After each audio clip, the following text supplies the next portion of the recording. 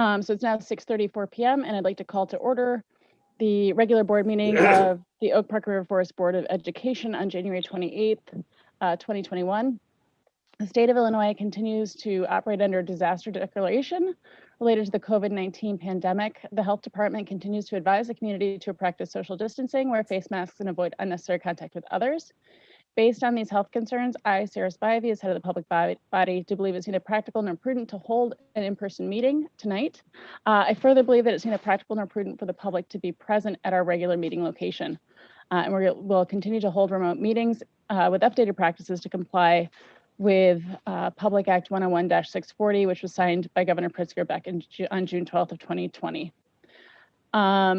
So this is streaming on our YouTube channel. There's also a link on our board docs page and on our website. And folks are invited to submit public comment in advance of the meeting via email. Gail, could you please call the roll? Mr. Kofsky? Here. Mr. Barron? I am here. Mr. Isley? Here. Mr. Martiri? Here. Ms. Harris, she was going to be a little bit late, she thought. And Ms. Dixon-Spivey. Here. Thank you. All right, I move to enter closed session for the purpose of discussing the appointment, employment, compensation, discipline, performance, or dismissal of specific employees of the district, or legal counsel for the district, and independent contractors and specific volunteers, including hearing testimony on a complaint lodged against an employee or against legal counsel for the district to determine its validity. In litigation, when an action against, affecting, or on behalf of the particular district has been filed and is pending before a court or administrative tribunal, or when the district finds that an action is probable or imminent, in which case the basis for the finding shall be recorded and entered into the closed meeting minutes. Is there a second? Second. Gail, can we have a roll call, please? Mr. Barron? Yes. Mr. Isley? Yes. Mr. Martiri? Yep. Ms. Harris? Mr. Kofsky? Yes. And Ms. Dixon-Spivey. Yes. All right, so members of the public who may be watching, we will be back at roughly 7:30 to start our regular board meeting. Board members and administrators, I will see you in the other Zoom room. Thanks.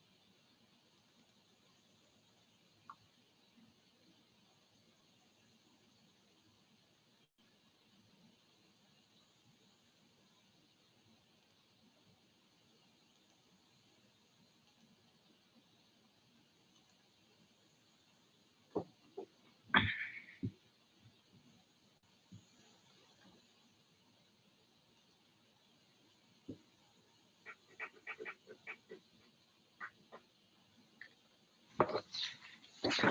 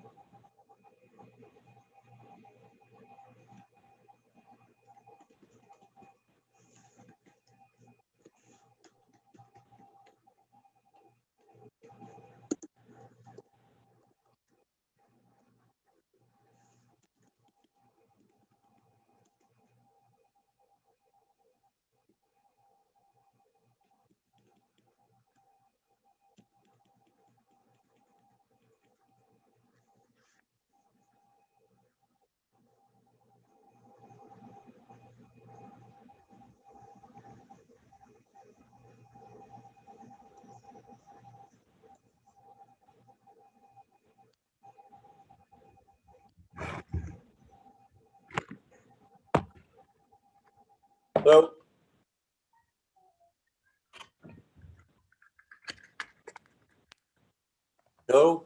Hello. Okay, just checking.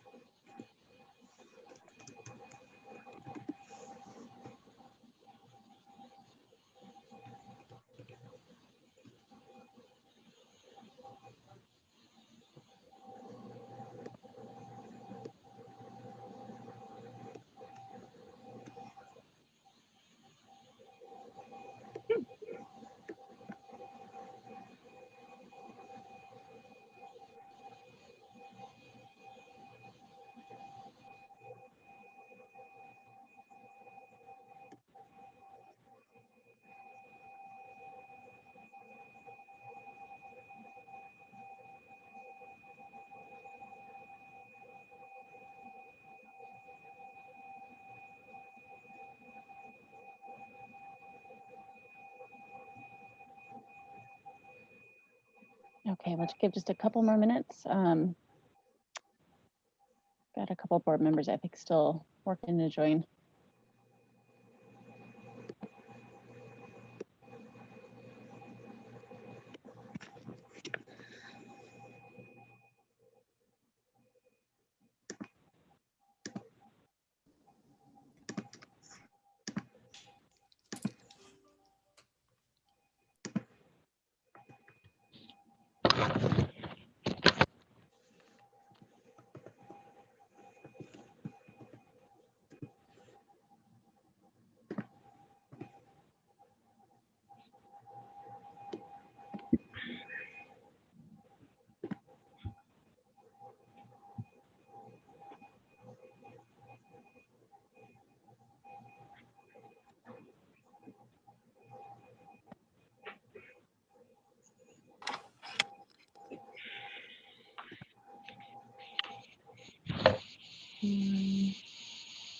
I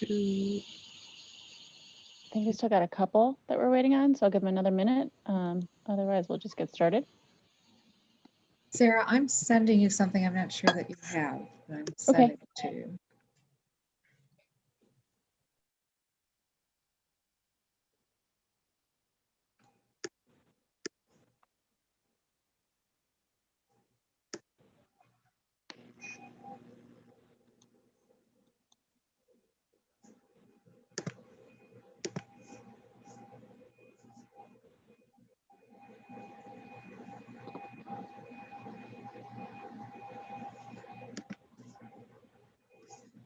And Gail, is that something that you sent to my email? Yes.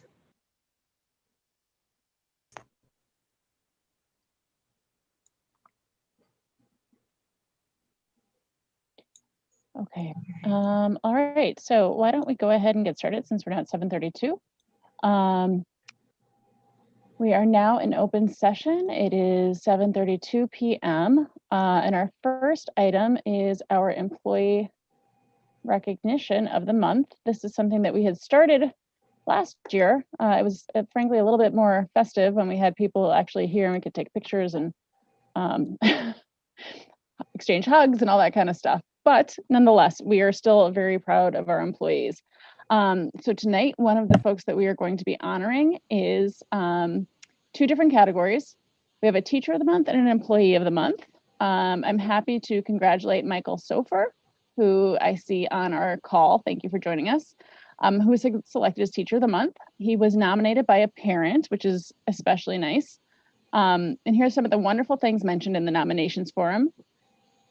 This is from the parent. This is the second time I have nominated Mr. Sofer, and this time I feel it even stronger. My daughter had him last year for history, and due to how great he was, she decided to take his inaugural Holocaust Studies class. His dedication to thoughtful critical thinking and empathetic reflection in the context of the time has made history come alive for my daughter. He helps personalize history in a way that it makes it come alive for teenagers and makes it meaningful to their lives today. His sense of humor, kindness, and amazing support of his students is outstanding, the best I have ever seen at OPRF. With this year's learning being remote, he has somehow continued to make learning active and engaging through his assignments, discussions, and class visitors, which is no small feat.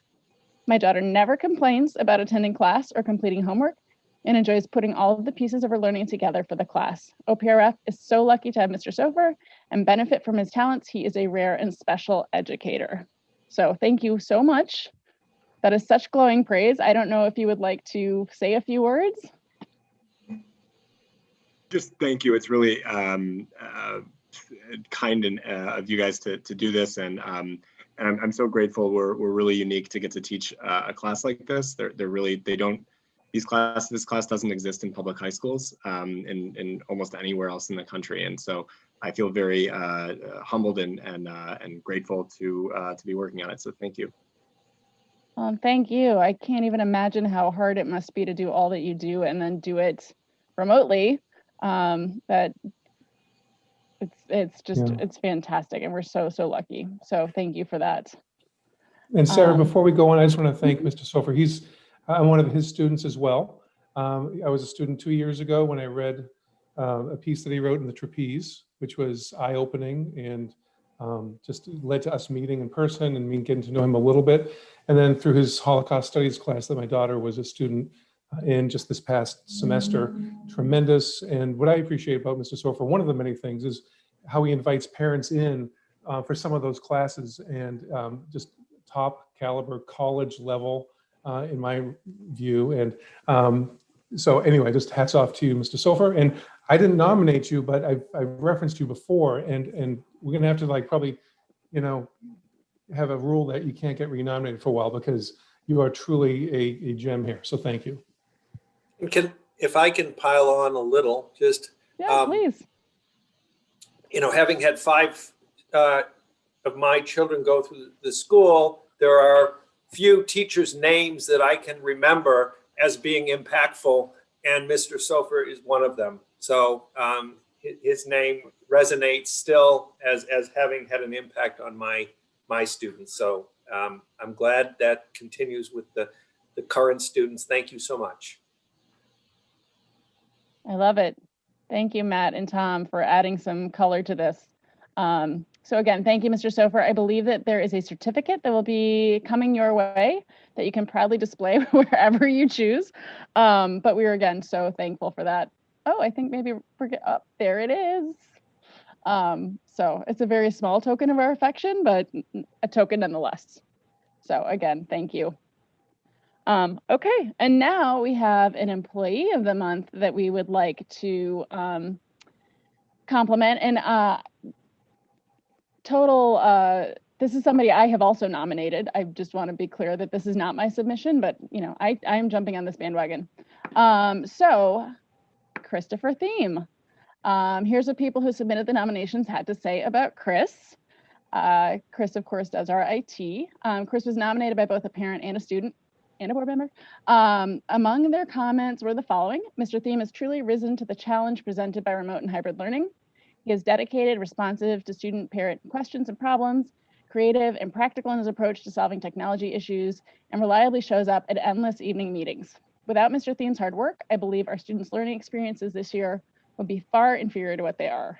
One of Chris's colleagues noted that not only has he had a staggering amount of technology details and rollouts to manage this year, he's had to do it while the position of his right-hand person was vacant. So in the face of much chaos during the pandemic, Chris is constantly reliable, a steady force behind the scenes.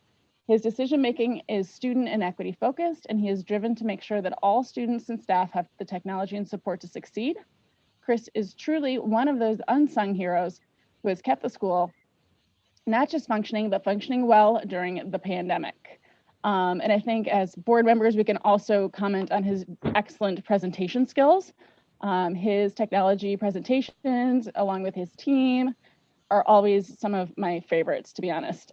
So thank you, Chris, for all you have done. You definitely have earned it, especially this year of all years, where finally IT folks really get to come out from behind the curtain and shine. So Chris, I don't know if there's anything, I assume you're on, I haven't seen you, but I don't know if there's anything you want to say about this, a few words. I just extremely thankful and honored by the award, and quite honestly, I have a hard time with praise, especially considering how much of it is deserved by all of the folks who are involved in getting what we've been able to do this year to happen. There's no certificate big enough or long enough for all the names that are involved. We've got Hugo on tech right now, making sure that stuff is showing up. All of the folks that are behind the scenes, our data systems team, our network team, all are the ones that if I'm getting this praise, it is not because of what I have done, but because of what they have done. So thank you very much for this honor. I really appreciate it. And I hope this reflects on my team as well for the great work that they've done. So thank you. Spoken like a true leader. So thank you so much for your work. I love doing these. We should do these all the time. All right, let me figure out how to get back to where I need to be. Give me 1 second. Okay, so thank you to both Mr. Sofer and Mr. Thiem. Next on our agenda, we have public comments. Gail, I do believe we have some public comments this evening, if I'm not mistaken. Yes. From Fred Arkin. After reviewing the agenda materials regarding bid period 6, I have a question. Several years ago, the Board of Education revised the operational methodology for the management and annual construction projects, including construction, health and life safety, and capital improvement elements. Rather than continuing with the traditional hiring of an outside construction management firm, the district changed its procedure. The district fired its then construction manager, Henry Brothers Company, and created an in-house construction management position in order to increase efficiencies and reduce costs. Today, it appears the construction management duties for the annual construction expenditures being proposed are being managed by Pepper Construction at a cost of 2% of contract value. Has the district's process of managing construction projects reverted back to the traditional outsourced model, or is the district double paying for construction management services? The next one is from Monica Sheehan. Good evening. I appreciate the opportunity to make a public comment this evening. It concerns a couple of items, and I respectfully request an email response to the raised questions within 2 weeks per board protocol. First, agenda item 1002 states that the district will make a recommendation on Project 1 alternatives, which includes 39% of the classrooms, when it has the final electrical numbers at the February 11th meeting. Question number 1, given that the district has $20 million in reserve for Project 2, please explain why the money is not being used for the alternatives in Project 1. Why would the final electrical numbers have any bearing on whether to complete these 30 classrooms? Why were these academic facility improvements estimated at $3 million pulled from Project 1 in the first place? Second, is in the news recently, Naperville District 200 or 203 announced that it experienced an unexpected budget surplus due to the pandemic. As such, District 203 is in the process of returning $10 million to its taxpayers. Question number 2, did District 200 experience a budget surplus due to the pandemic? If yes, what is the amount of the surplus, and will District 200 return this money to the taxpayers? Thank you. That's all I have. Okay, thank you for that. All right. Our next item, we have our introductory reports. Okay, so the next item we have, can everyone hear me? Mhm. Okay, is our status on the FOIA reports, Ms. Camerton. We had 5 FOIA reports, or 5 FOIA requests, and 4 are resolved. Thank you. The next item, 7.02, is our Student Council Board Liaison Report by Maeve McAndrews. Good evening, everyone. I'm Maeve McAndrews, and I'm the Student Council Board Rep. I'm here tonight to talk about activities that Student Council has been planning and to speak on behalf of the student body concerning thoughts and questions about hybrid learning. Student Council is currently finalizing plans for our first virtual cooking night. We are aiming to host a pastry making class on the night of February 11th. Student Council has been communicating with an OPRF alumni that is actually now a pastry chef. Our plan is to host a free pastry class over Zoom for up to 100 participants. We will post an ingredient list and materials list about 2 weeks in advance for students that are interested in participating, so they can just get everything ready so they're prepared for the Zoom. We are planning on learning how to make shortbread sandwiches, which will be super easy and fast for students to make. And then once the plans are finalized, we will send out a Google form so interested students can sign up.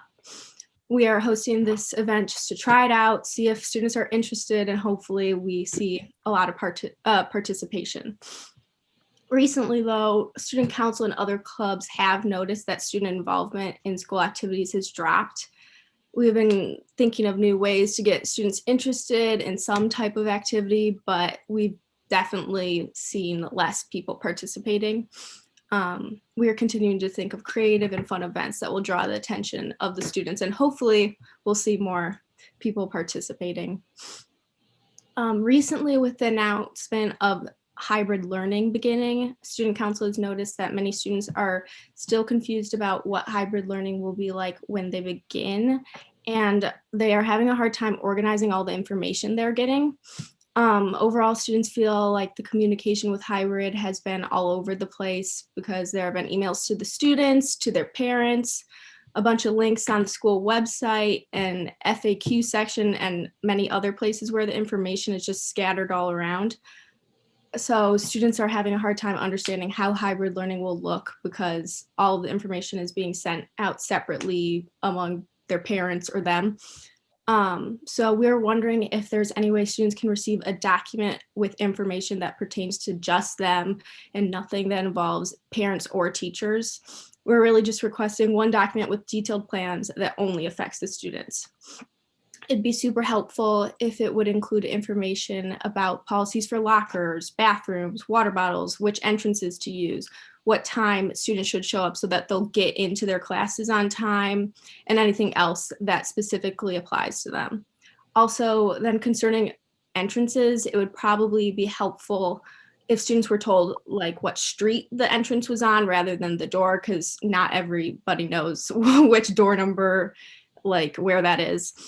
And then another big question that student council has been hearing from students is if students can be kicked out of hybrid learning if they do not show up for some of their hybrid days. Many students do not feel completely comfortable with starting hybrid learning in February because of COVID numbers. So they are wondering if they don't start hybrid until around March, will they be kicked out of the hybrid learning? The same question applies to if they do not show up for some of their hybrid days, will they be kicked out? So it would be super helpful if in this email for students, the administration included the rules for hybrid learning and if students can or cannot be kicked out of it or like what conditions affect it. So yeah, that's basically it. But thank you so much for giving me this time to speak on behalf of student council and the student body. And we really appreciate everything that you guys are doing during this time. Thank you, Maeve. I wanna make pastry. I think that's a great idea. I love it. You know, and if you have any thoughts about how we can also help students with engagement. I mean, I know it's hard, right? Like I think we're all really, you know, adults are struggling. I'm sure students are struggling far more than we are. So if you have any thoughts or suggestions for us, you know, we're happy to hear those too. But I really appreciate all you're doing. Maeve, if you have, I'm actually communicating with our communications person right now. And I don't know if you had your notes written down, but if you did, if you could email them to Ms. Camerton and to Ms. Sullivan, we'd appreciate it. Okay, sounds good. Can you just like chat the emails or so then I can send them out because I have a whole notes page on it. Okay, so I'll have Ms. Camerton send you, I think she has your email. I will have her send you Ms. Sullivan's contact information. Okay, thank you. Thank you. Oh, she just put hers in the chat. Do you see it? Got it. Thanks. Thank you so much, Maeve. Next, the superintendent announcements. Just a couple today. For the third year in a row, the Wednesday Journal has chosen an OPRF employee or board member among its Villagers of the Year. This year, the Journal selected 16 local helpers and heroes who have been doing good, taking risks, watching out during the COVID-19 pandemic. Among the 16 honorees are music teacher Anthony Cerveda, as well as freshman Kat Nichols. Mr. Cerveda was chosen for his efforts to safely assemble 100 plus musicians for a modified fall marching band session outside on the grounds of OPRF. Kat created a cookbook and has sold it as a fundraiser to help Beyond Hunger. A big thank you goes to the OPRF Alumni Association, who donated $9,000 to the theater department to help cover costs for the spring musical, which is called Working, the 2012 version. The funds will cover the cost of video editing and audio engineering for the pre-recorded production scheduled to stream in April. And finally, today, we reached a tremendous milestone as we welcomed back our faculty and staff for the first time since March 13th. On Monday, we will launch hybrid learning with our freshmen only in the building for the first week. The amount of effort it has taken to make our building safe for our students and our staff, to set up our saliva screening process, to upgrade our technology, and so much more is truly mind-boggling. But we truly, as an administration, want to express our gratitude to all the staff and volunteers who have worked with us to make this plan happen. I also want to acknowledge and thank our entire community for your support, for your patience. We are truly fortunate to have the resources for us to safely measure, for the safety measures and the technology that now allows us to implement our hybrid learning program. As we know, it takes a village, and in this case, it takes the villages to make this happen. Thank you on behalf of our board. Thank you on behalf of our faculty and staff, but most importantly, thank you on behalf of our students. That concludes the superintendent's announcement. Yes, and we are very excited. Monday is a big milestone for all of us, so thank you for all of your work. We're now at consent agenda items. Yes, thank you. I always struggle to get back to where I'm supposed to be. Okay, I move to approve the following consent items. Sarah? Yes, yeah. Before you do you want to see if anyone want to be pulled so we don't have to amend? So I don't have to go backwards again? You Yes. got it. I'm trying to Does anyone save, wanna- I'm cut a Thank you. corner. Appreciate Okay. it. Does anybody want to pull any of these? Yeah, I want to pull 8.09, please. All right, anybody else? In the policies, I would like to pull out policy 460. I'm sorry, which one was it? 4:60. Okay. All right. Okay, so I move to approve personnel recommendations, including transfers and leaves of absence, open and closed minutes of December 17th and 22nd, 2020, and January 11th, 14th, and 19th of 2021. The following policies for first reading: Policy 340, Superintendent; Policy 480, Accounting and Audits; Policy 490, Student Activity and Fiduciary Funds; Policy 5270, Employment at Will, Compensation and Assignment; Policy 620, School Year Calendar and Day; Policy 6300, Graduation Requirements; Policy 6310, High School Credit for Non-District Experiences, Course Substitutions, and Reentering Students; Policy 6315, High School Credit for Students in grades 7 or 8; Policy 6320, High School Proficiency; Policy 6340, Student Testing and Assessment Program; Policy 720, Harassment of Students; Policy 7100, Policy 7140, Search and Seizure; and Policy 7300, Extracurricular Athletics. I'd also move to approve the monthly treasurer's report, monthly financial reports, approval of check disbursements and financial resolutions, approval of property tax appeal board PTAB resolution, resolutions for transfer of funds to the capital projects fund, and resolutions giving notice of withdrawal from all collective liability insurance cooperative, also known as CLIC, programs or workers' compensation only for the years 2021 and 2022. Is there a second? Second. Ms. Dixon-Spivey, can we add new hires to the personnel report? Sure. Yes. So for 8.01, personnel recommendations, including transfers, leaves of absence, and new hires. Thank you. Thank you. Is there a second? Still second. Yes. Okay. Can we do a roll Thank call, you. please? Mr. Isley, Yes. Mr. Martiri, Yes. Ms. Harris, Yes. Mr. Kofsky, Yes. Mr. Barron, Yes. and Ms. Dixon-Spivey. Yes.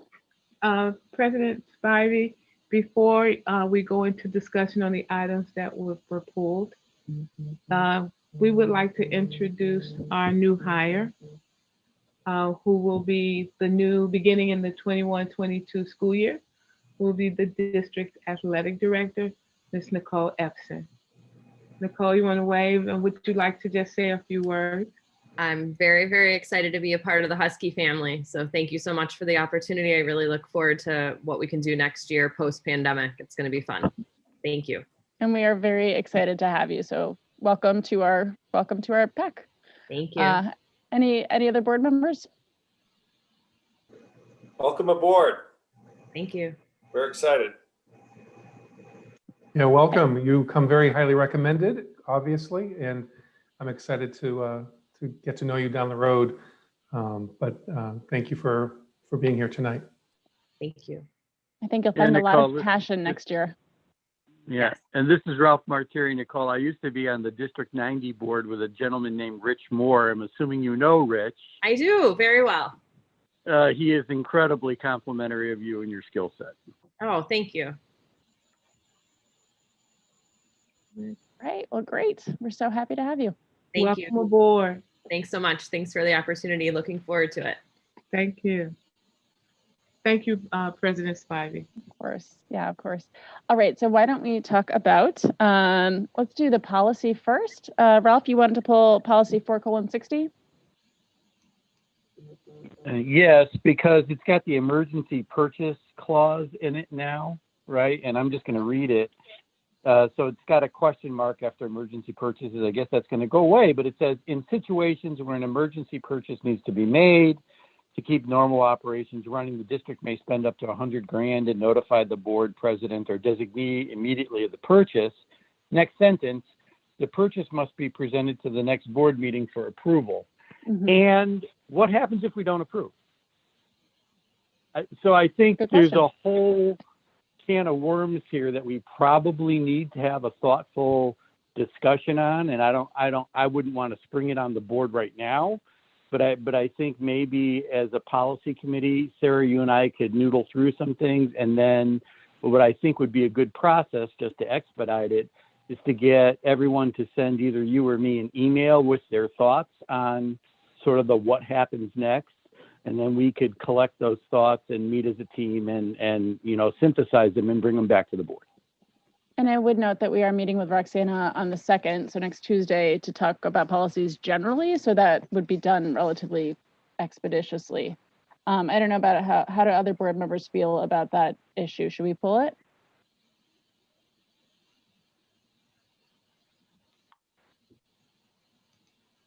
Anyone want to weigh in at all? Anyone care if we pull it? No, I was finding my mute button. No, I have no problem supplying feedback on Ralph's question.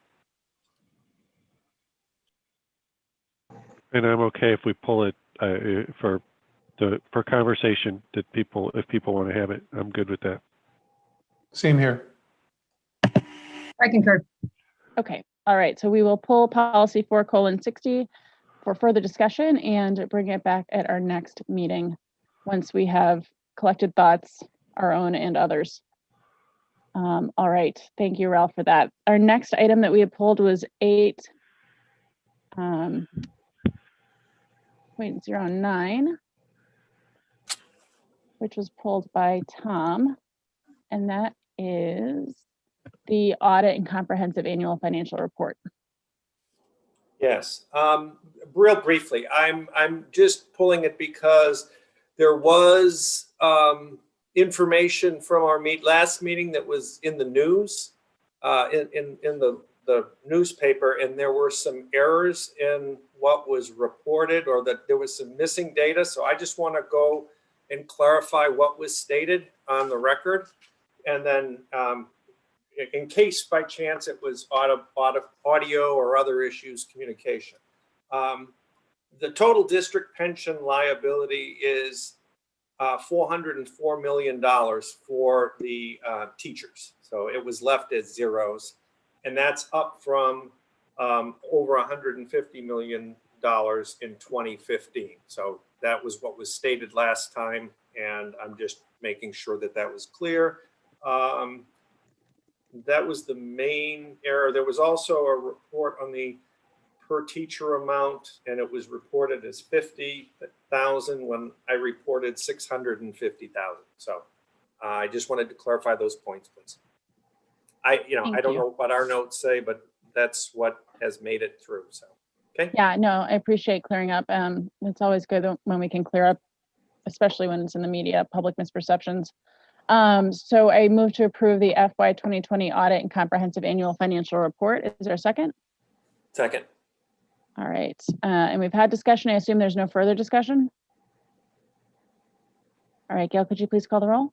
Mr. Martieri, Yes. Mr. Barron, Yes. Mr. Isley, Yes.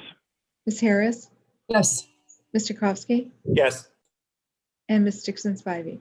Yes. Thank you. All right. Up next, we have Chris Thiem, our man of the evening, and his team, who are amazing, for the 2020-2021 update from Instructional Technology. Okay, thank you. So as Board Member Spivey indicated, this is the 2021 update for educational technology. This is in alignment with our goals for transformative ed. Making a presentation tonight is Ms. Earl McLaurin, Instructional Technology Coordinator, Mr. Matt McMurray, Teacher Leader for Instructional Technology, Kiwan Carter, Instructional Technology Coordinator, and Mr. Christopher Thiem, who is not only our Employee of the Month, but the Executive Director of Educational Technology. This item is in compliance with Strategic Plan Priority 2, Transformative Education, and District Policy 6:60 and 6:235. Mr. Thiem and your team. Good evening, Board. Thank you for giving us the opportunity to bring another year's worth of data to you for review. As we have in years past, Bright Bites is a survey tool that we've been using through our partnership with West 40. They make this available to various districts. We take advantage of that. This year it's been obviously many of the mechanisms we use to collect our data have not been available as they normally are. Usually we have kids walking around the school during special school events to get parent participation in the survey. So we had to rely on digital resources to get this out. Very thankful to Sheila Harden, the Faculty Senate, for rallying together to get a significant amount of responses from faculty. Parents and students also chimed in numbers that made this data statistically significant. And given this period of time, that's no easy task. Folks are definitely surveyed out and are not always willing to click on another link, so that is appreciated. We've got the members of our team, the instructional technology team, here to walk us through the various parts of this presentation. I'll be chiming in here and then, but we'd like to start by showing you some of the differences in this year from years prior. There are some fundamental differences, including some highlights that we've been waiting a long time for. So, Earl, would you like to take us into the next one? First of all, can everybody hear me? Great. I don't normally use the earphones, but for tonight, we're going to do it. So in the past, when we've done this data review, you're used to seeing our results sort of categorized into these 4 buckets with all of these sort of subsections underneath it. One thing that Bright Bites decided to go away with was this whole numbered scoring section, which is why they had all the sections. Each section had a score, and there was transparency with that, because I would always ask, well, how is it scored and which questions had what? And for proprietary reasons, they could never tell us. So they have redone the entire survey, and it's now called the Modern Learning Survey. And it's actually given us some, like Chris said, some things we've never had. It made the survey shorter, which is always great. It is important to note that we are the first school in West 40 to actually take this new version of Bright Bites, and the first school to have any data from this school year via Bright Bites. Chris, go ahead and click. So to make it a little bit easier for you all, we've gone ahead and sort of organized them into 3 categories, being access and technical support, classroom technology, and one of the newest additions to the Bright Bites survey is actually involves social emotional learning. So our last category is technology and social emotional learning as it pertains to technology use. Next. As well, we finally have demographic information that is pulled with the data from students. Well, students, parents, and teachers. In some of the slides coming forward, coming in the presentation, you might see something like white or Black or Latino respondents. That is parents, teachers, students, admins of that particular demographic. Here you see we have broken this down by our students by grade and by race. Just to give you some hard numbers, this year we had 723 students participate. Again, this is all voluntary. Teachers and teacher assistants were 214. Parents 476, and we have as part of another new part of the Modern Learning Survey is there is a leadership survey, and we had 21 participate in that. As you're looking at the racial demographics, it's important for you to note that these do accurately reflect our current demographics that are listed on our school report card from the state. Next. Now, this is very much a benchmark year. We are through this presentation, we're trying to ensure that there's some level of connection to the previous year's presentations, but at the same time set the framework for this year and for the years to come. In this area of access and technical support, the results showed what we are saddened to see and not surprised to see. Which is that our students of color are experiencing internet difficulties at home. We've got a 1% respondent saying that they have don't have student access at home. The irony of doing an online survey asking if you've got internet access is not lost on us. So we take that number with a grain of salt. What we do dig into is that 22%. Yes, but not very fast. Because as we've seen during this pandemic, this is really where that not very fast becomes really impactful. If you've got multiple family members using an internet service and somebody begins doing a Zoom call or any large scale project where they're downloading large files, it pulls back the speed on that and everybody on that connection suffers. We are going through the process. Our technology support specialists are currently putting together a heat map where we're identifying the locations on a district map where we've distributed hotspots to families to try and get a sense if there are particular areas that we can work with the provider there and hopefully enhance the reliability of network connectivity in some of these areas. So ongoing work in there, and this type of information helps us understand that it is important and that it does need to be a priority. And taking a little bit of a closer look at how the different perception is between the safety, the feeling of safety in a learning and on an online environment. Sorry, I'm tripping over my tongue here. There's an interesting difference between parent and student perceptions of feeling safe on an online environment appear to be considerably higher in the always category than our teachers. And so that's an area that helps inform our professional development focuses as we're going into the years to come. We're seeing, when you're looking at the always and usually as opposed to the sometimes and never, we're seeing a pretty even distribution among white respondents and Black respondents. But we do see that difference is there perceptually for teachers. So we're teasing that out to understand a little bit on how to develop the PD in those areas.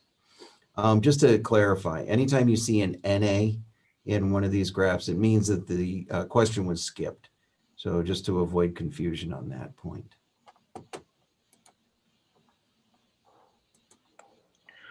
Another bright spot is found in how our teachers feel when it comes to safety and facilitating learning online, as well as their confidence in managing students using technology. 81% of our teachers report that they feel confident managing students using technology, and 92% report feeling safe facilitating learning in an online environment.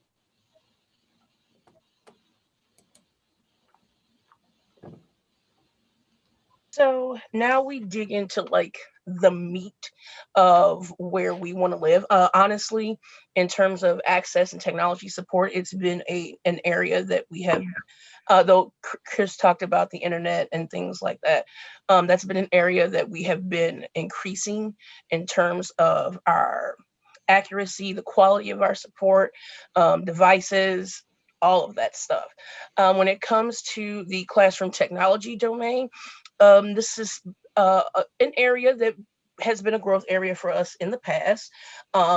In this particular graph, I've taken some of those main parts from that classroom column of old, and it directly relates to that column. If you'll notice, the majority of students are regularly participating in video chats, LMS use, in our case, as Google Classroom, online curriculum and textbooks, but this is a given the way in which learning has been facilitated via remote learning. So this is all not surprising. However, there are some areas where we can increase the use of the 4 C's and online skills that are only being used a few times a month. If you notice, there's a lot of red around things like educational applications, and there are many out there. We've had teachers requesting some different apps, but in terms of widespread usage, there could be a little bit more of an emphasis on that as well. When we say online skills, because this has been also an area, these are considered online skills. Everything you see here is considered online skills. And this has been an area that we've also needed to grow in over the last 4 years. I want to be very transparent about that very top bar, which says learning management system. There could be a little bit of cognitive dissonance amongst faculty on what kind of learning management system Google Classroom is. So they may not have checked that as a learning management system, although given remote learning, we expected that bar graph to look a little bit more like the video conferencing, considering, again, the way in which learning is currently going about. But again, that could just be, could you try again? Discrepancy amongst the staff. Next.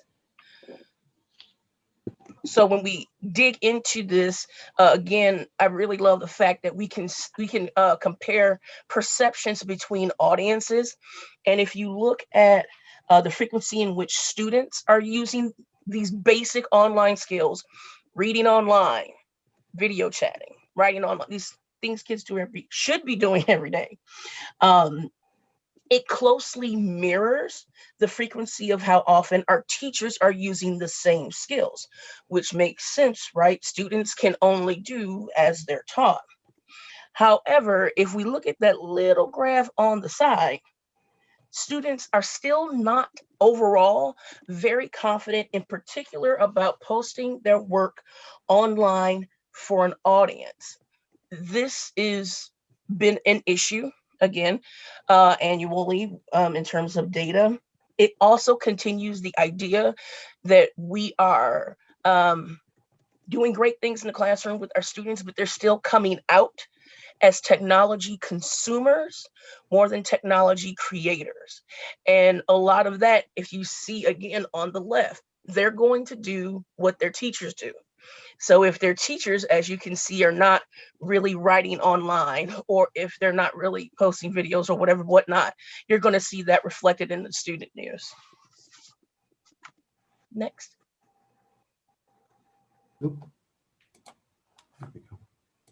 Okay, we have had some successes in the past 4 years in introducing these online skills to students. However, we have found that there are some notable limitations to these initiatives. First thing I'd like to highlight is the digital literacy summer school class. So we have exposed a large number of students to digital literacy skills and prepared them to be successful with technology heading into high school. But we have seen that it's not equitable access because not all students are taking this class, just a select group take it in the summer. Next, the Embed Project, which we've presented something on, I think the last two meetings we've presented to you. We have been able to engage a large subset of freshman students to receive, select critical digital literacy skills, while at the same time, that efficacy has been somewhat hampered by COVID-19 restrictions. And it really only actively impacts the one department that we partner with. Right, currently we're partnering with the health department. So it's not something that all teachers or all students are receiving.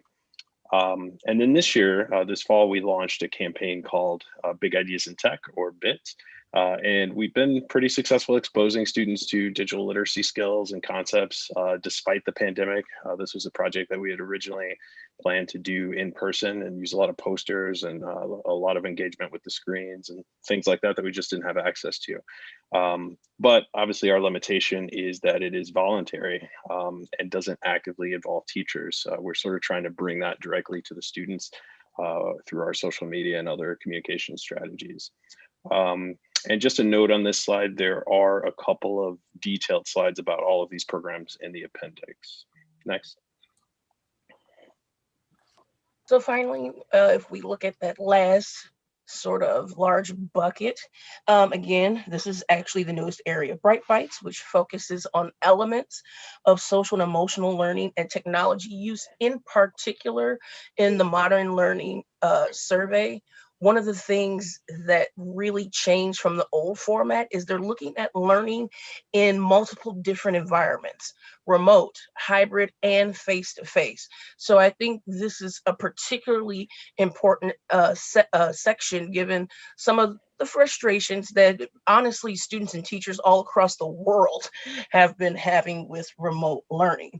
As you can see, on average, 30%, I'm talking about the top graph right there. If we look just at that graph, on average, 30% of student respondents find everyday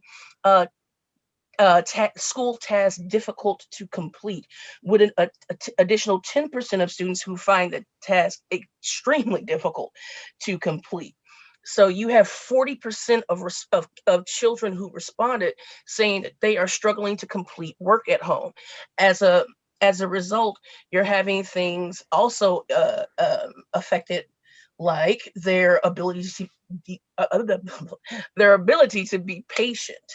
We're trying to think about how they're being prepared, that they're having the stress of not getting things done, because again, there's this fallacy that in remote learning, there's all this time for them to be working, yet they're not getting some things done, as well as struggling a little bit with being able to get through frustration. And I'm sure we all can attest that working remotely has been frustrating, and this is something that is reflected in our students. Make sure I got everything I was supposed to talk to. However, on the plus side, a lot of our students the majority of our students actually do have support at home. And when we say support at home, we are talking about people in the students' homes that can help them while they're working. And as we already attested to, they're getting pretty good support on the technical side from the school. So we are working to sort of suss out and lower some of these numbers in terms of SCL. From our team's perspective, the answer to also getting these numbers down is addressing things like digital executive functioning. That's where being prepared comes in, how you're getting tasks done, checking off goals, things like that, to reduce stress. Executive functioning falls under digital citizenship work, which has also been an annual growth area for us over the past 4 years. Next. Again, taking a closer look. Most of our students, and they're going to answer, that they feel safe online for the most part. This graph on my end looks very, very tiny, but I believe the number is something around 85 to 90% of students feel safe. And then we have that they, again, I can't really see, that their classmates are treating them with respect and all that stuff. But then when we dig down, which we can now do due to the new format of the survey, what I wanted to look at is that I feel safe question. I wanted to dig into that by a few different things. We did see that there was no significant difference of how students felt racially in terms of safety online. However, when I looked at it by sexual identification, we see that there are some areas, specific audiences that we maybe need to target in terms of our SEL work moving forward. Again, that's a new area for this particular department that's usually handled by Kristen McKee. No, yes, I want to say Kristen McKee and Linda Parker and yes, all those folks. So this is something that we'll probably give to them. But one thing I do want to note, can you click the presentation for me? Is when you get into, again, feeling safe online. If you look at this graphic that just came up, bottom right, we're talking about perceptions. And if you look at the usually category, our teachers are feeling way more confident about students' ability to handle their safety online, to report bullying, for example, than students actually feel. So there's a disconnect there.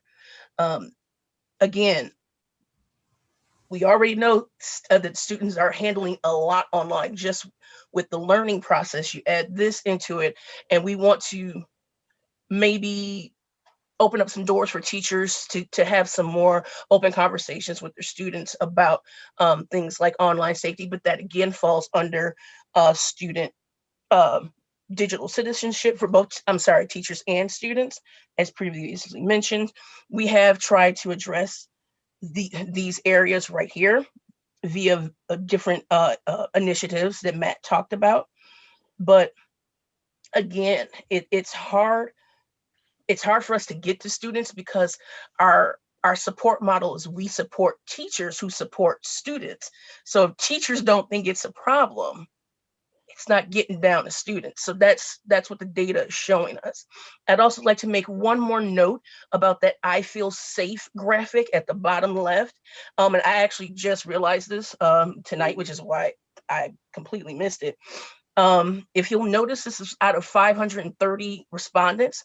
However, there were 723 kids who took this survey, and 26% of them skipped this question.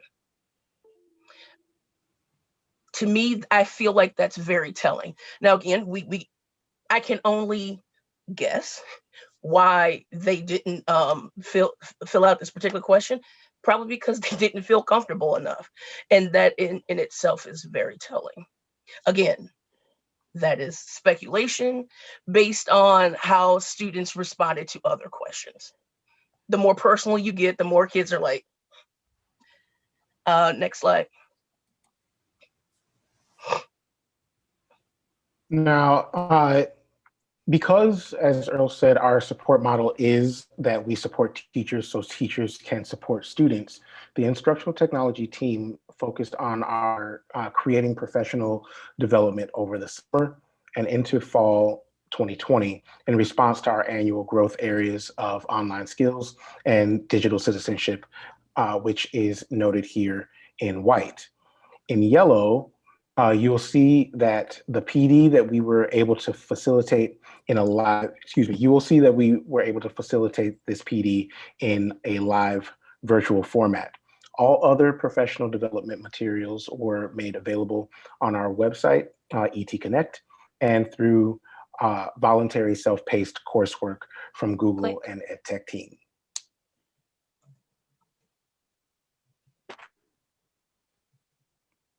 All right. I think there's, yeah, next slide. Okay, the two charts you're looking at here, the chart on the left displays how often teachers practice online skills at home. And you can see the highest frequency skill that's accounted for there is reading content. So our teachers, I would classify that as sort of a valuable but more passive skill, but that's what our teachers do most often at home. The data shows a much lower frequency when you talk about writing skills, writing online, video chat, posting of videos and photos online, all of which are kind of more higher engagement skills. So it's one of those things, again, and Earl mentioned this earlier, if teachers aren't frequently practicing these skills at home and outside of work, it's less likely they'll feel comfortable teaching these skills, and therefore less likely student numbers in terms of online skills will move in this data that we collect. So we sort of have to look at opportunities to bridge that gap. The chart on the right summarizes the PD and sort of the type of frequency. So it breaks it down into formal PD organized by someone other than the school, formal school-sponsored PD, and informal PD. And so you can see about 40% of folks are doing 5 or more days of formal PD sponsored by the school. But if you look at the total sort of left of that, there's about 60% of teachers that report 4 or less days of formal school-sponsored PD.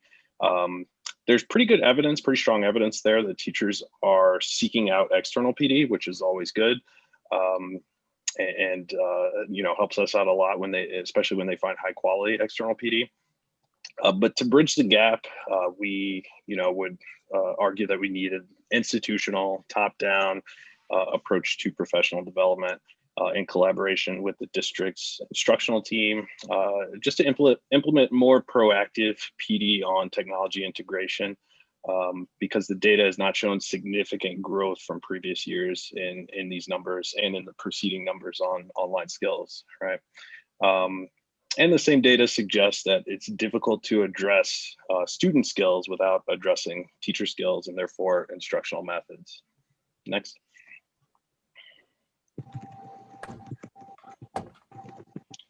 And for the first time this year, one of the changes Bright Bites has made is allowing for teachers to answer open-ended questions.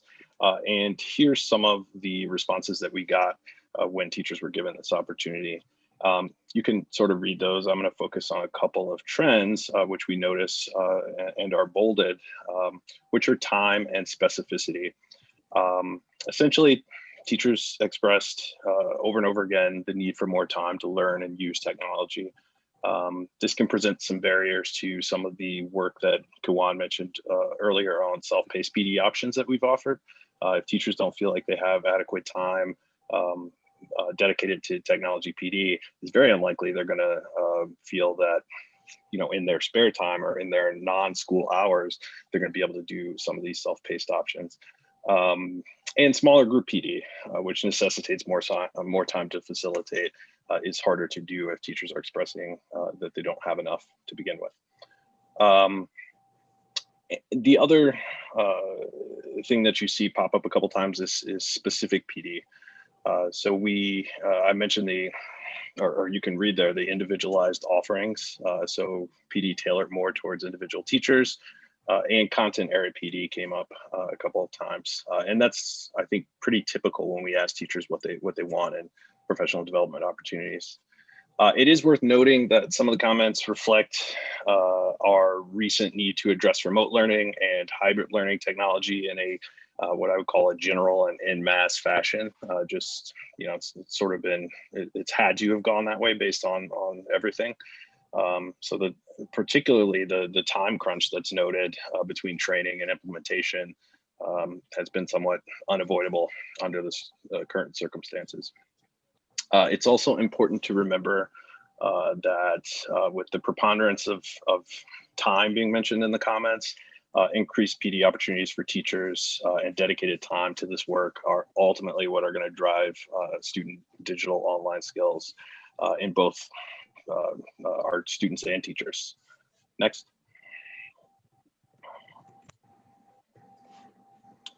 All right, and this slide sort of notes the types of professional development activities our teachers are asking for based on a set group of options. The first thing I'd like to highlight is that the top several topics, the top three in particular that are being requested, move teachers past what I would call the how-to phase of technology and into areas that focus more on, you know, how do we use technology in instruction. Secondly, the top requested, and you can click the screen there sort of just once. Thanks. The top requested subjects of keeping students focused that you can see at the very top there, and social and emotional learning are inextricably linked to digital citizenship. Those are things that digital citizenship really speaks to and helps us to prepare for. So I think this really is a call for increased training in this particular area. And the focus, or excuse me, the success of meeting this desire or these desires amongst faculty is dependent on the amount of district-wide PD opportunities that our team is giving. Considering our current state, still in a pandemic and starting hybrid learning, these top areas of interest are going to be pretty crucial to student learning now and moving forward. Next. So in the interim, we want to continue to take advantage of the contact time that our team does currently have with students, both actively through our curricular embed initiative and our multi-year BIT information program. Uh-oh.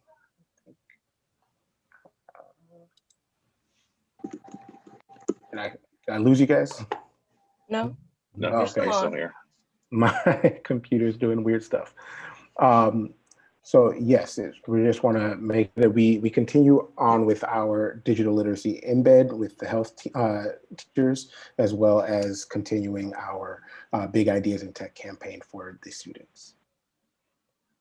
Yeah, and the inclusion, just to cap it, Kiwan, Matt, and Earl have been ready to jump in at every opportunity.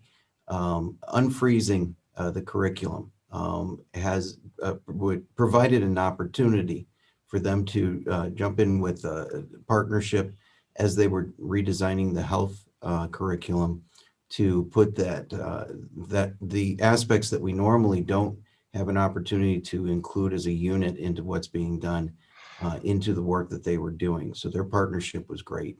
The fact that we're now very much a part of the transformative learning, along with Greg's support, Lori Fiorenza, we're able to have those PD opportunities that, quite honestly, I haven't seen in many years of being here.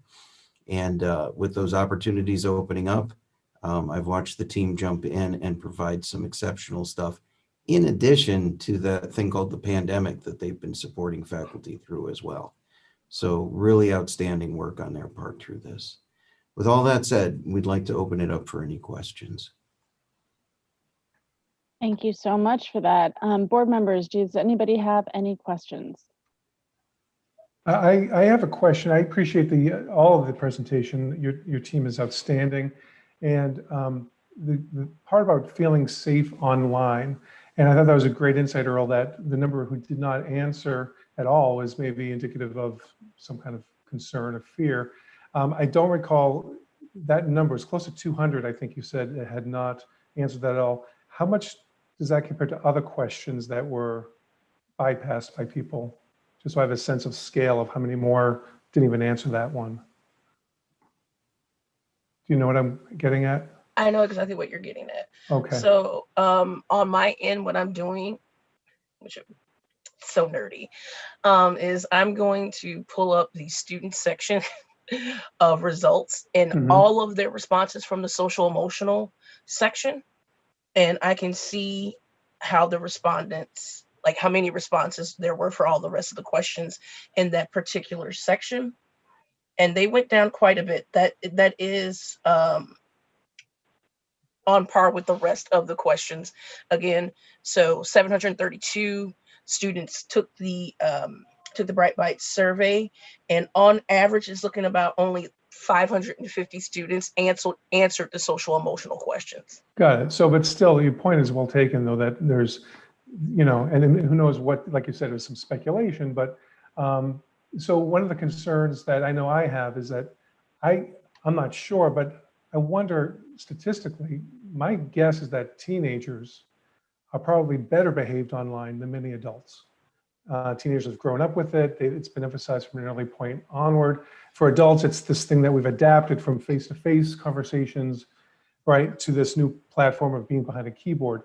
I would love to, you know, whatever you might be able to do as a team to explore students mentoring adults, and specifically parents, obviously, in this community, because there's a lot of bullying that I see often on social media platforms in particular, and just online in general. So is that something that you've heard about before, where teenagers are teaching parents? Because I think we could use that.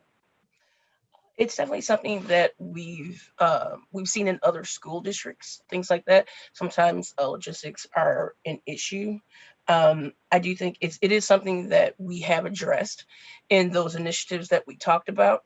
We sort of use the examples of adult examples of behaving badly on the internet. And of course, kids are like, who does that? And we're like, well, explaining the difference between, you know, digital natives and digital, I forgot the other term. Yeah, novices. Digital natives are the students who've grown up with the tech versus the adopters, I guess.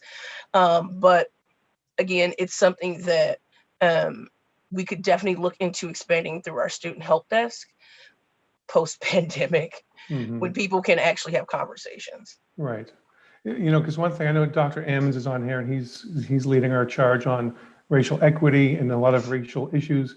And I guess for him or for anyone on the team, would you consider someone being, without providing any evidence, but somebody calling someone else a racist or a white supremacist, would that constitute bullying? Absolutely. Okay. Especially in an online environment, because if you have screens on, now everybody can see everybody's reactions. Now every student is being put on the spot, and they're all being judged. Yeah. By what they say or what they don't say. I actually just read online yesterday that a teacher was called a derogatory term in class, and he was more happy that like 10 students reached out to him after class. Again, they're not going to say it in class, but they reached out to him afterwards to ask him if he was okay. So I definitely think that any kind of labeling like that is a form of bullying, especially in this polarized time. You know, and I'll let this be, I guess, my final remark now, but this week we had an OPRF teacher publicly on Facebook call an OPRF parent a white supremacist and a racist repeatedly. And so, you know, and Dr. Ammons, I'll send you a note separately, but it's something you should be aware of. And so, because that's a concern, because students are seeing this activity among adults, and even an adult in the OPRF, you know, building, doing that, and that doesn't bode well for modeling what we're looking for. So, But I really appreciate this report and the efforts of your team. And I'll leave that there for now. Thank you. Matt, it's like you said, our students are going to do primarily what our teachers do, because if by the teachers doing it, they're saying this is okay, which is why, with our support model of supporting teachers first, more time to expose them to those gray areas that honestly we've not had time to really explore. Yeah, thanks so much. Mm-hmm. Other comments or questions? I actually have just a little question. First of all, can I just say, wow, the excitement level of me for this SEL aspect of what this report is really amazing. And Ms. McLaurin, I like how you said you were going to drill down on that area of where there was some concern about a question that wasn't answered. I found that to be, I'm looking forward to more information in that area. I also wanted to, I appreciate Matt bringing that up because I know that Dr. Ammons has repeatedly shown us the racial equity tool as well as the protocol for these things if they happen inside the school. As someone who's in schools, what I can say is our students aren't always, being kind, right? That's still a thing. That's not and whether they're getting it from home or whether they're getting it from somewhere else, we're still learning. So I'm curious a little bit about how restorative practices fit into this model as you're thinking digital, right? As we're thinking virtual, and as we've been virtual, and we're going to be doing some form of hybrid. And I don't know if there's a way for you all to track that, or like if circles are being done in classrooms. And so I'm just virtual classrooms, I don't see it as part of this. It may not necessarily be under this area or umbrella, but when you brought up the social emotional learning piece and the idea that there may be some people who are still learning how to, not do things that would harm an entire group, right? So if I said something that was harmful right now in this space, it would harm this entire group and anyone else who would be listening, right? So our students are learning to understand what that means in this kind of virtual space, like Zoom, in the Zoom world of it all. So I'm just curious if you have any connections or correlations between what you've encountered with the Bright Bites, which is super cool. But the way you were able to drill down on all the demographics and the data, honestly, you all always floor me, and congrats, Chris. You all always floor me with the information that you bring us. But I'm just curious about that restorative piece. So that was a long way around to the question.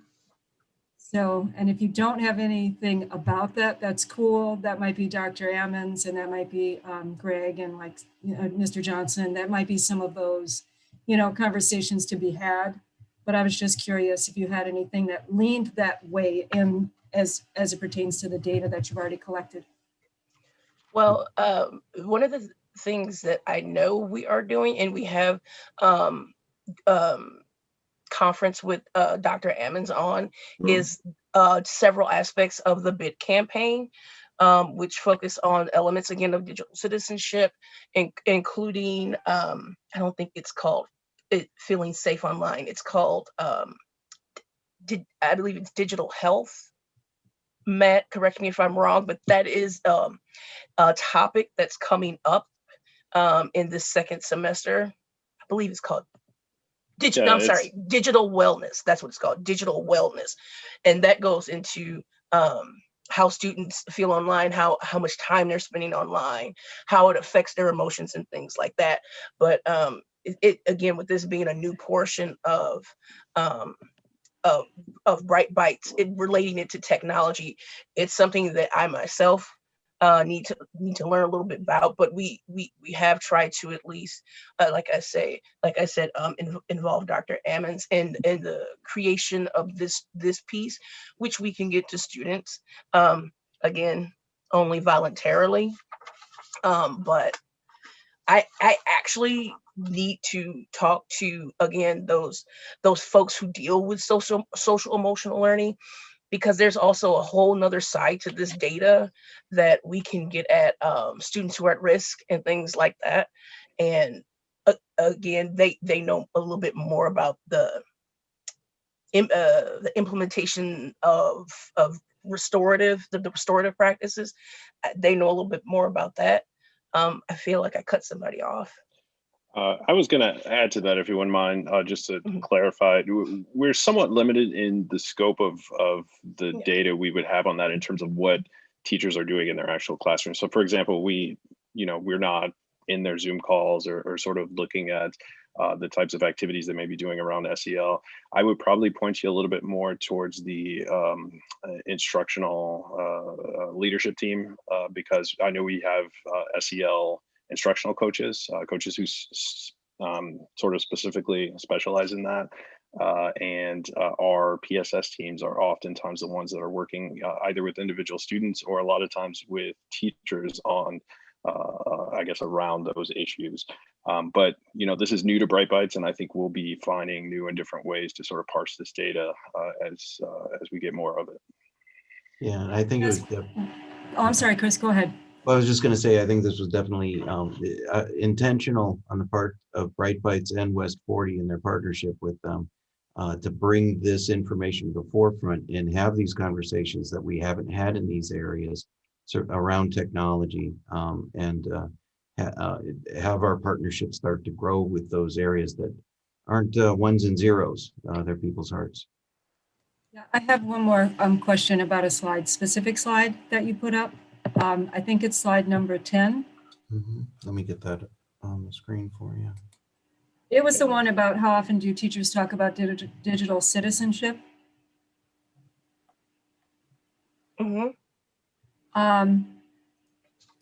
I also, I think this is related to the answer that Mr. Thiem and Mr. McMurray just actually gave. Because when I look at that slide, it's the one that has, that, you know which question I'm talking about? Where it says respond to bullying.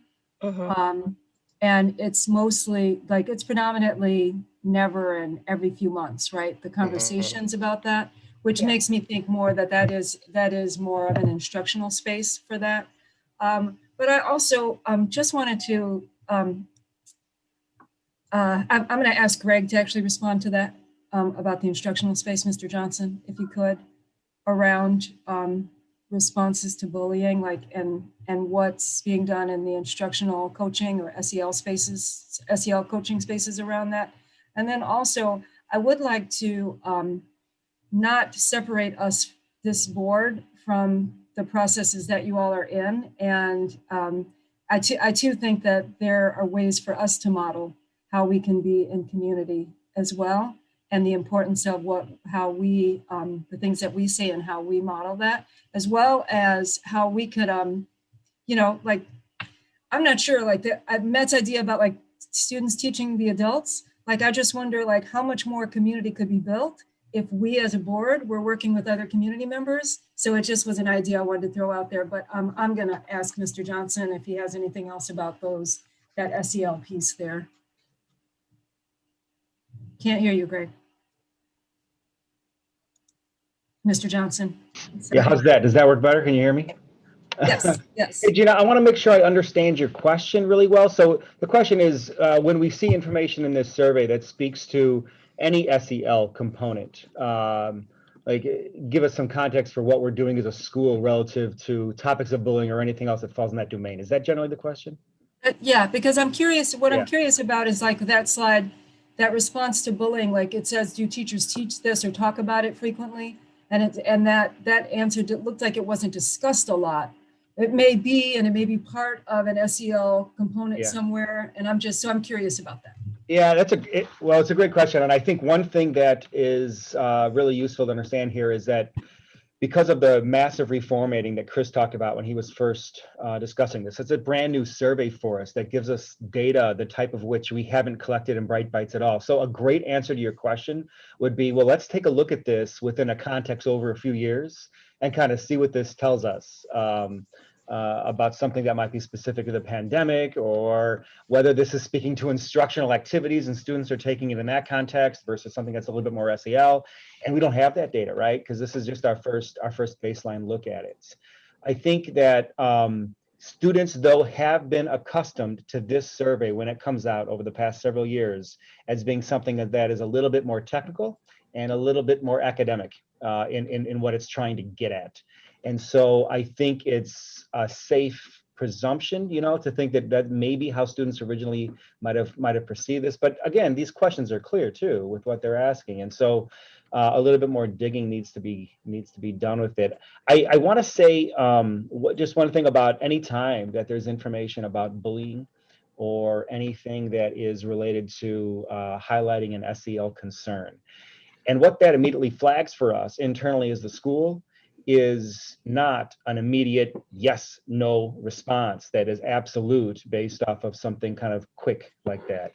We have a responsibility to do an investigation. We have a responsibility to have conversations to really understand the context of what's going on and pursue with our new restorative focus over the past few years that's been growing conversations to get to common understandings with our students and all are involved, particularly those who have been harmed as much as those who are initially doing the harming. So,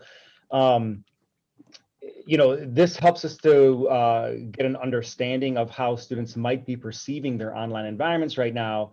But the way that we respond to this as a school is multifaceted, it's multi-contextual, and involves a lot of conversation. And so I think that's a really important context to bring out there. We wouldn't look at something right off the bat and say, boom, all right, that's exactly how we're going to understand that permanently, because that's not how we operate as humans in our regular, lives with people. So Thank you so much for that, because that's really helpful. And I've got 2 more years on the board, so I'm excited for us to keep having this conversation. I also really appreciate that this isn't the only point, right? This isn't the only metric point. This isn't the only thing we're looking at, that we're going to continue to look at multiple spaces, but I'm appreciative that we're getting some baseline information now. Thank you very much. Thank you all so much. Ralph, did you have a comment? Yeah, I have a couple of quick questions, comments, and I don't know who the right person is, although I do want to add my congratulations to Christopher Thiem, who I think we ought to, after his name, put comma rock star as his official title going forward, just because of all the efforts he's put forth to keep things going. So I'm going to move from the specific to the more general. So one of the things that came up in the data was a lot of the utilization of the internet from instructional standpoint is still passive. It's still reading. And as wearing one of my hats as a college professor, what I can tell you is the online learning environment is becoming far more important in both community colleges and university environments going forward, as is the utilization of discussion boards and discussion boards as safe spaces. And when you have an active discussion board where students are sharing their thoughts on controversial subjects that form the predicate for what you're going to do at your class, you could have really rich dialogues and establish protocols that really make it a safe space. So I don't know what we've done from a professional development standpoint to help our faculty be more effective in utilizing the discussion board as an instructional tool to encourage student posts and critical thinking posts online, but it should be something that maybe we investigate. And if you would like, I have a whole set of protocols for my various online courses I teach for Roosevelt. I'm assuming, Gina, you do too, that we could share with the high school on how you create a safe space in this kind of environment. And I think that would be helpful. And I think it's going to be more and more of secondary education. So I think it's something to pursue. That's thought number one. Thought number two is on the equity side of the issue and really the access side. I don't know if either of these ideas or suggestions are in any way practical, but if they are, maybe we should investigate them. So number one would be our digital literacy class.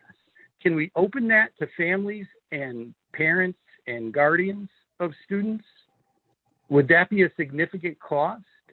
and so that, you know, maybe some adults who really haven't had the opportunity through their career or job or anything else to develop online digital literacy and familiarity to get some of that through the high school for free.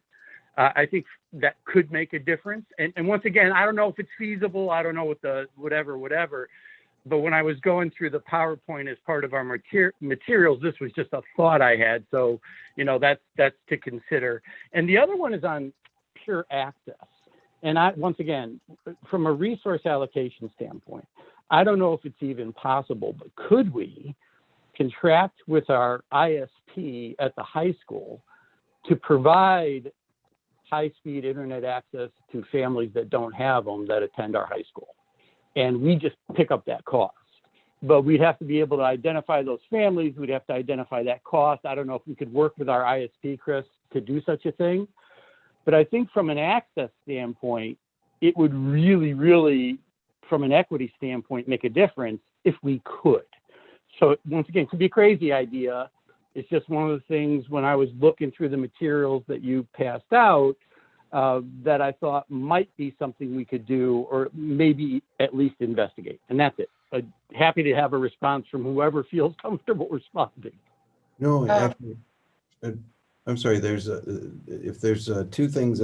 One is that many schools are doing a parent university where they are providing something very similar to what you were talking about. And that's definitely something that we can investigate and look at and see how to implement effectively.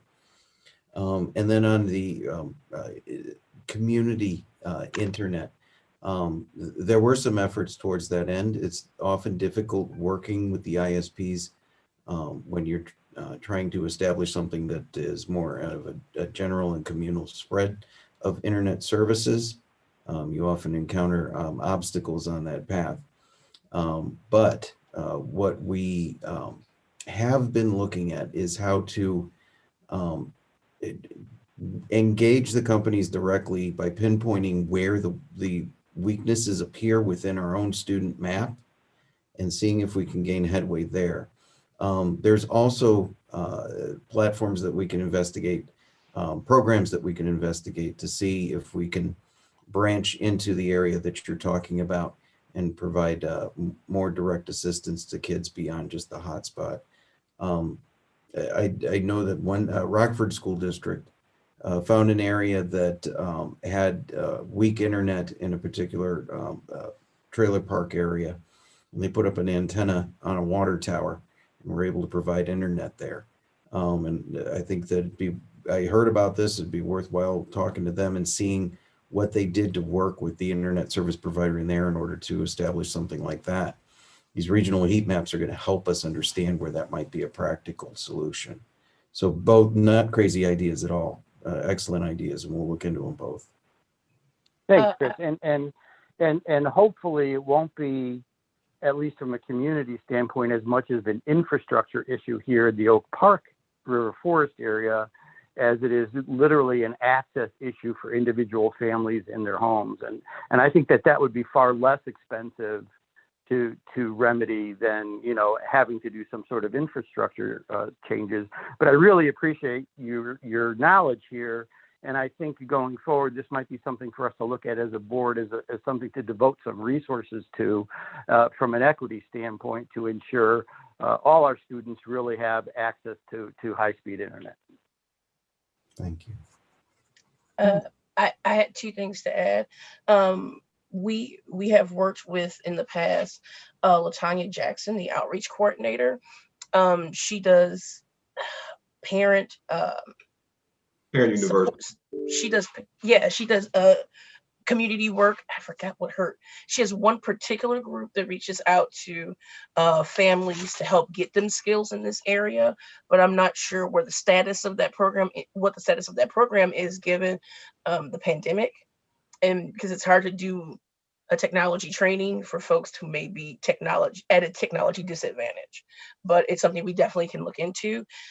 As well as part of the digital literacy class this summer, we had 3 sections run, and our team established those protocols. Getting back to discussion protocols, we actually established complete remote learning protocols, from attendance to discussions to cyberbullying, all of that. And we ran that through all 3 sections, and we had very few, if any, issues in terms of cyberbullying, digital citizenship issues, etc. So it's something that we can also look at more widespread adaptation of. And I would love to get your protocols to compare to what we've had. Yeah, I'll be happy to share those. And I also want to thank you, Ms. McLaurin. I think all your presentations are very data focused, very on point, and I've appreciated them. I mean, really, the whole tech team, you guys are wonderful.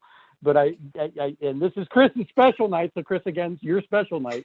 But I am going to share a little of your spotlight with Ms. McLaurin, because I really value every one of the reports she's ever made to this board. I think she's great. Sure. I'll just ditto what Ralph just said, just to start. But my question or topic is, it's triggered by the earliest slide that talks about 22% say my internet is slow, etc. So just as the classroom experience has changed, which is, Zoom, etc., the whole process of assignments and transfer of information has changed, handing in homework and papers. So can you talk at all to that? And I guess what I'm trying to understand is and it might be a longer answer than we can hear now, but what's the process, I guess, of assurance that when I do something, that when I hand something in, that it has been received? Because I today sent an email in work, and an hour later someone said, "Where is it?" And it didn't go through because of operator error. So what safeguards do we have as part of Google Classroom to assure that what students hand in are received and then the teacher acknowledges, etc.? So I don't know if you can talk to that at all. Absolutely. Every single thing done through Google Classroom is timestamped. So from when the student submits it to going into the document itself and seeing when the student actually last edited the document, and when this happened a couple of times during the summer, where we'd have kids who finished the document but didn't actually turn it in. Therefore, it shows up late. And a lot of this is also predicated on how the teacher's using Google Classroom, because if there's no due date set, then it won't show up as late or not turned in for the student. So again, if they're given a due date, everything is timestamped. I can go in and see what the first thing that the student typed on the piece of paper was. And just like if I give any comments or any constructive advice, they can see exactly what time I put it on there as well.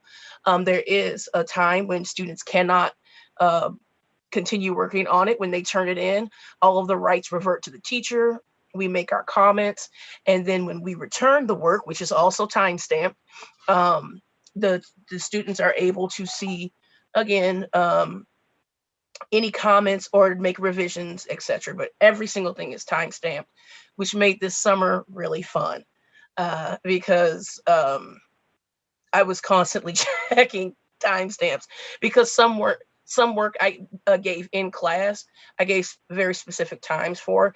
And again, a lot of that was also trying to get them to meet a deadline. They were incoming freshmen, so don't blame them. I would also add that when a student turns in an assignment through Google Classroom, the teacher, once it's past that due date, which is why it's very important that every assignment has a due date. Once it's past that due date, the student does not have access to it. It's no longer theirs. So that's also how they will know that a teacher has received that assignment. Thank you. Any other comments from folks? I will just add my compliments to all of you. Earl always does a fantastic presentation and has now for years. And really all of you are just fantastic. And, you know, in my own sort of, you know, if you're going to find a silver lining from the pandemic, which I know is almost impossible, it's in part that we have discovered technology that was already there, right? Everybody now pretty much can do these video conferences and FaceTime with grandma and all this stuff that ultimately I think will keep us better connected than we had been before. But the other thing that I like about it is it allows our IT folks to really shine and get the accolades that they deserve, because you know the school needs you desperately, whether it's a pandemic or not. It's just now you really are, you know, pulled out front and center. So thank you so much for all of your hard work through all the years, but especially this year. Thank you so much. Great, yeah, great presentation. So thank you. Yep. Okay, our next item, I believe we have some action items. Yeah, the next two items are action. Yeah, so we have certification of mid-year graduates, yay. Congrats to our mid-year grads. So I moved to certify the mid-year graduates as presented, which is effective as of December 23rd, 2020. Jorlyn, do we normally read their names or do anything like that? No. Okay. I'll second that. Not the Alright, no, but the motion. Any discussion or presentation? Or just a vote? Just a vote. All right. Gail, if you could do a roll call, please. Mr. Martieri? Yes. Ms. Harris? Yes. Mr. Kovsky?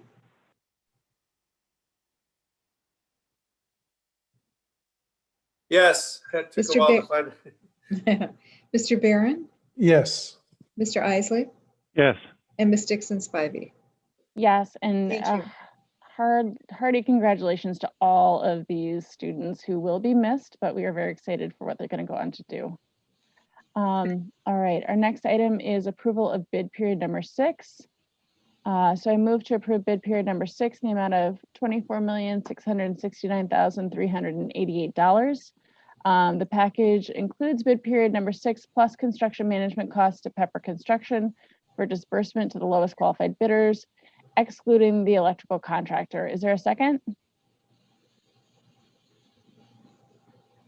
Second. All right. And I assume we have a presentation on this.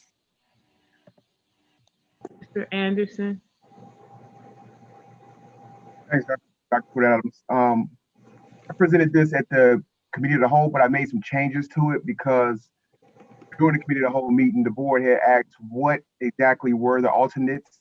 And so I added the alternates, as you could see in the paragraph in the middle of the page. The alternate number 7 was the capital improvement project, upgraded group bathrooms at the north end of the building. Alternate number 8 was actually health and life safety, the fire suppression sprinkler system in the auditorium on the stage. And alternate number 9 was the turf on the replacement on the south field. I also removed the variance because the board had mentioned that it was confused, that column was confusing. And I added an attachment to show all of the health and life safety capital and the capital work and the accessibility work that was bid out, which is here. So you would get to see the actual alternate numbers next to the items that were bid. All right, thank you. Do we have any questions from board members?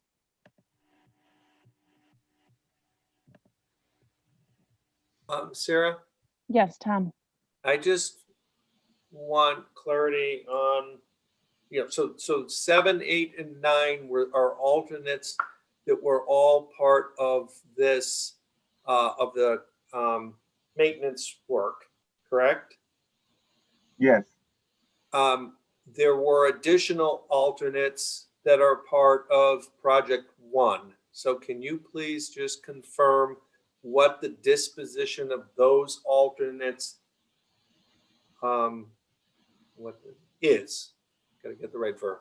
So those alternates will come to the February board meeting because actually February, Cal, because the electrical is tied into those alternates. So we want to bring all those to you at Cal, first steering committee, then Cal, so that the board can make an informed decision on which alternates to include in that approval.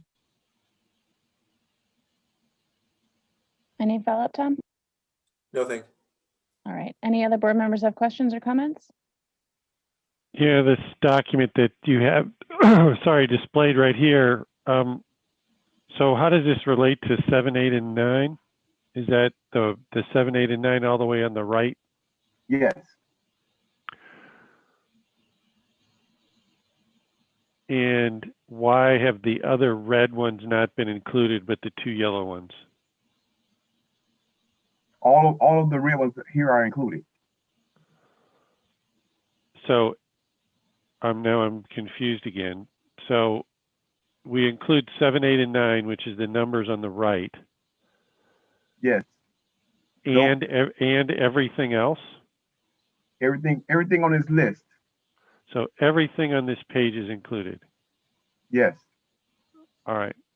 I think Josh is trying. Josh, were you trying to say something? Well, I was going to offer, Craig, this may help. Everything that Ron is showing on the screen right now, with the exception of alternates 7, 8, and 9, were in the base bid. So those are all of, that's the scope of work that's reflected in the base bid. And then at the committee of the whole meeting, the board was questioning, okay, well, were those alternates, were those scopes of work previously identified by the administration to include in the capital improvements? And the response was yes. So this is really showing that in addition to the base bid work, what were the alternates, and why those 3 were chosen as alternates was to give the district a little bit more in terms of cost control management in case the bids came in higher than your budget, which they did not. So the district is in a position to accept those alternates if you so choose. Okay. Any follow-up, Craig? Yeah, one other follow-up. So I had understood from the conversation at the committee of the whole that in the, can you put back up the memo, please?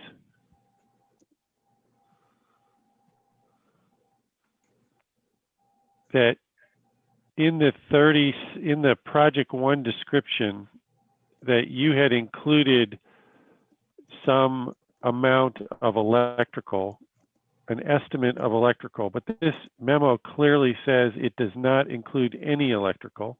Is that correct? Yes. Go ahead. So Craig, if I understand the question, what was discussed at the committee of the whole meeting was that the assumed electrical cost is a placeholder that is being used. It was provided by the low bidder that asked to have their bid withdrawn. They provided a number after they went back and looked what they missed. They provided a number that the team decided to use as a placeholder in the values that you're seeing. And Josh, am I correct? It was taken out of this one because that was some confusion before. I don't know, Ron. Is that the case? Yes. Okay. That was in the variance that we had in, so we took that out. So this is only. So the actual bid of, I'm sorry, Ron, go ahead. So the actual bid of 36,450,000. These numbers, you're only. Ron, your connection is really bad. Yeah. And so we have no clue what you just said. I was waiting on Craig to finish. Yeah. Go ahead. Can you hear me? Yes. Can you hear me? Yes. I was waiting on Craig to finish. So I was finished, but let me just clarify. So there's an actual bid of 36,540,613, which is very close to the budget for project one. But should I be expecting an additional X million dollars for electrical bid to be added to 36,540,613? No. Yeah, I was gonna say, this is Josh with Pepper. Yeah, the good budget where the guy redid his number, the contractor, that is currently included in the 36,540,613. It's just to give you a better apples to apples comparison. But yes, there is a chance in the February committee of the whole meeting that yes, that number will vary one way or the other when we get actual bids in. Okay. But a realistic number as a placeholder is currently in that value for electrical. All right, because I'm just that's fine. I agree that I'm just confused because the memo says it does not include any electrical costs due to the withdrawal of the electrical bidder. So that is incorrect. What you're bidding on, I mean, what you're voting on is the 24,669,388,000. That has no electrical in it. But we're expecting electrical to increase that $24 million number to around that 36,540 number after those bids come in. Thank you. Okay. Questions or comments from any other board members? All right, thank you so much. Gail, I think we're ready for a roll call vote, please. Mr. Isley, Yes. Mr. Barron, Yes. Mr. Martieri, Yes. Ms. Harris, Yes. Mr. Kopsky, Yes. and Ms. Dixon Spivey. Yes, thank you.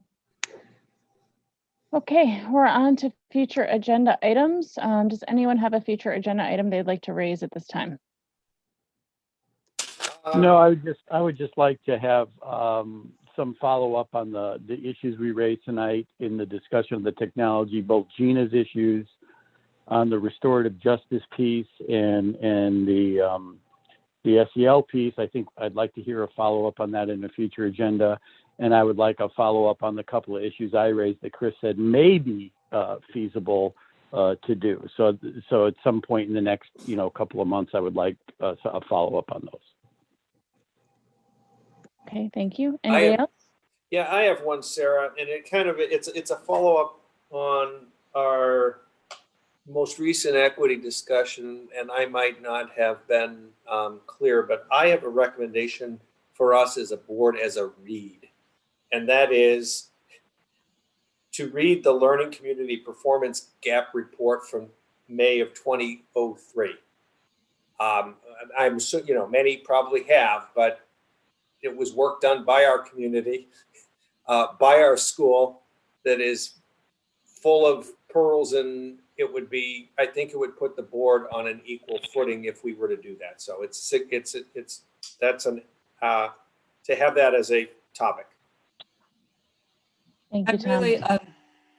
Can I speak, Sarah? I'm sorry. Yeah, of course. I really appreciate that, Tom. I was also thinking that I would really like for our CCB committee to spend some time with that document as well.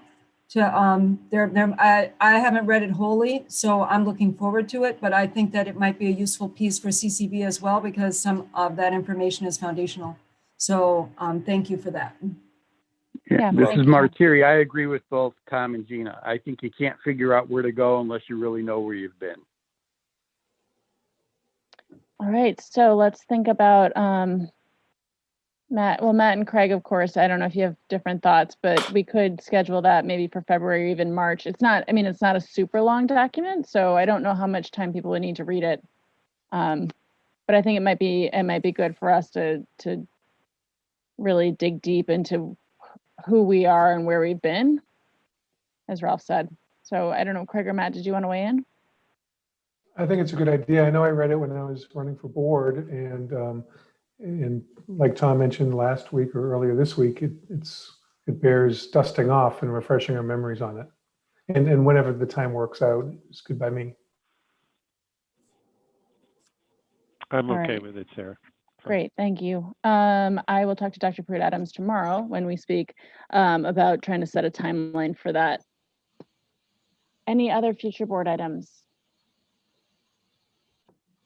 All right, I think maybe we can adjourn. It's only 9:20. It feels weird. Is there a So motion? good. So moved. So move. All right. Second. I'm gonna miss you guys. Good night. All in Aye. favor? Aye. Aye. All right. All right. Thank you everyone for your hard work. Take care. Bye-bye. Good night. Good night.